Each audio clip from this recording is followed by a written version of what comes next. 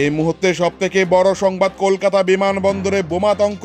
কলকাতা থেকে ছেড়ে যাওয়ার কিছু সময় আগে খবর আসে মুম্বাইগামী ইন্ডিগোর 6C5227 বিমানটিতে বোমা রাখা আছে। সঙ্গে সঙ্গে সমস্ত যাত্রীদের বিমান থেকে নামিয়ে দেওয়া হয়েছে। জানা গিয়েছে মুম্বাইগামী এই যাত্রীবাহী বিমানে মোট 194 জন যাত্রী ছিলেন।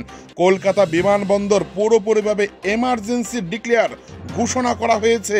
এরপর দ্রুত কলকাতা বিমানবন্দরে আইসোলেশনে বিতে ওই বিমানটিকে দাঁড় করিয়ে দেওয়া হয়েছে। বোম স্কোয়াড কর্মীরা গোটা বিমান জুড়ে তল্লাশি অভিযান চালাচ্ছে বলে খবর।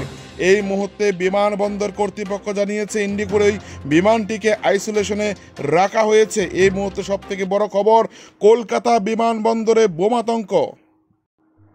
এই মুহূর্তে সবথেকে বড় সংবাদ, কলকাতা বিমানবন্দরে বোমাতঙ্ক। কলকাতা থেকে ছেড়ে যাওয়ার কিছু সময় আগে খবর আসে মুম্বাইগামী ইন্ডিগোর 6C5227 বিমানটিতে বোমা রাখা আছে। সঙ্গে সঙ্গে সমস্ত যাত্রীদের বিমান থেকে নামিয়ে দেওয়া হয়েছে।